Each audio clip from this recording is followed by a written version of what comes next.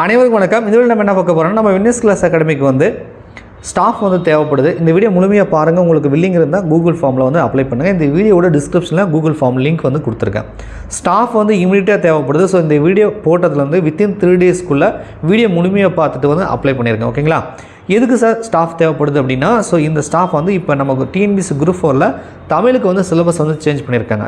So இப்போ இருக்கக்கூடிய new syllabus படி நமக்கு வந்து நோட்ஸ் வந்து எடுக்கணும், கொஷின் எடுக்கணும், டீச் பண்ணணும். ஸோ இதுக்கெல்லாம் நமக்கு வந்து ஸ்டாஃப் தேவைப்படுது. இது கூட ஜிகேக்கு சயின்ஸுக்கு மட்டும் வந்து டீச்சிங் ஸ்டாஃப் மட்டும் நமக்கு தேவைப்படுது. ரைட்டா? இதுக்கான எலிஜிபிலிட்டி கண்டிஷன் என்ன, எவ்வளோ வேகன்சின்றதை நான் சொல்கிறேன். ஸோ நீங்கள் அதை பார்த்துட்டு கூகுள் ஃபார்மில் அப்ளை பண்ணிவிடுங்க. ஃபஸ்ட்டு வந்து நோட்ஸ் கிரியேட்டர், அதாவது material creator. So as per new syllabus படி நமக்கு வந்து மெட்டீரியல் நம்ம வந்து ரெடி பண்ணணும். ஸோ குயிக்காக ரெடி பண்ணணும். வித்தின் 2 வீக்கில் நம்ம நோட்ஸ் எடுத்து டைப்பிங்கை முடிக்கணும்னு சொல்லி நான் பிளான் பண்ணியிருக்கேன். ஸோ ஒருத்தருக்கு 1 யூனிட் தான் கொடுப்போம். மொத்தம் 7 யூனிட் இருக்குது. ஸோ ஒருத்தருக்கு 1 யூனிட் கொடுப்போம். வித்தின் 1 வீக் அல்லது 10 டேஸ்க்குள்ளே உங்களால் 1 யூனிட்டுக்கான நோட்ஸை எடுத்து கொடுத்துடணும். ரைட்டா? ஸோ நீட்டாக நோட்டில் ரிட்டனில் எழுதி எனக்கு பிடிஎஃப் அனுப்பிடணும். நாங்கள் அதை டைப் பண்ணிடுவோம். ஸோ டைப் பண்ணதுக்கப்புறம் நீங்கள் ஒரு முறை கரெக்ஷன் பார்த்து கொடுக்கணும். So correction very very important. So typing mistake இருக்கும், எந்த ஒரு எழுத்து பிழைகளும் இருக்கக்கூடாது. ஸோ நீங்கள் அதை கரெக்டாக கரெக்ஷன் பார்த்து கொடுத்துட்டிங்கன்னா அதுக்கப்புறம் பேமெண்ட்டை நாங்கள் செட்டில் பண்ணிடுவோம். ரைட்டா? இது நோட்ஸ் கிரியேட்டர்.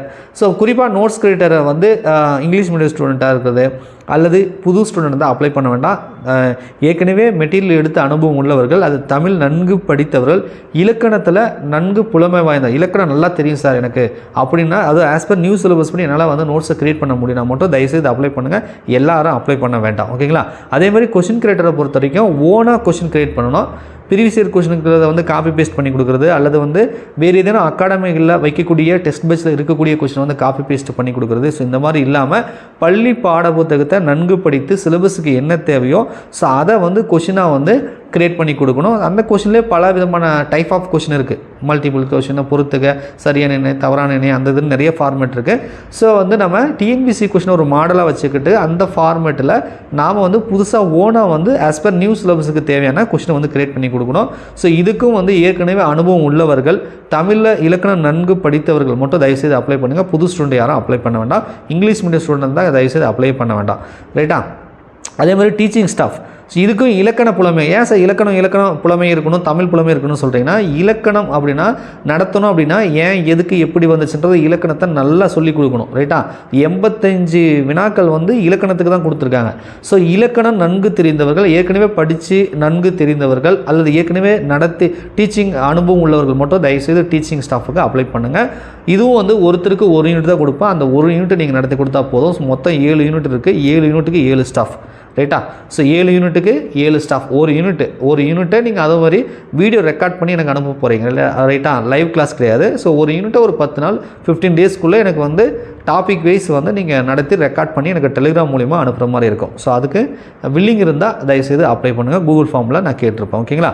ஸோ இது இல்லாமல் ஜிஎஸ்க்கு பார்த்தீங்கன்னா சயின்ஸ் இருக்குது. சயின்ஸ் எனக்கு ரொம்ப பிடிக்கும் சார், சிலபஸ் வைஸ் நல்லா நடத்துவேன், நான் சயின்ஸ் ஏற்கனவே படித்து முடிச்சிருக்கேன், நான் நடத்தி கொடுக்குறேன், ரெக்கார்ட் பண்ணி உங்களுக்கு வீடியோ கொடுக்குறேன் அப்படின்னா சயின்ஸுக்கும் எனக்கு வந்து டீச்சிங் ஸ்டாஃப் வந்து தேவைப்படுது. ஸோ சயின்ஸை பொறுத்த வரைக்கும் டீச்சிங் ஸ்டாஃப் மட்டும் தான், நோட்ஸ் கிரியேட்டர் கிடையாது, கொஸ்டின் கிரியேட்டர் கிடையாது. பாடம் நடத்துவதற்கு மட்டும் தான் சயின்ஸுக்கு வந்து தேவைப்படுது. ஸோ வில்லிங் இருந்துச்சுன்னா தயவுசெய்து வந்து கூகுள் ஃபார்மில் அப்ளை பண்ணுங்கள். ரைட்டா? இது எல்லாமே ஒர்க் ஃப்ரம் ஹோம் ஆன்லைனில் தான் பண்ண போகிறீங்க. ரைட்டா?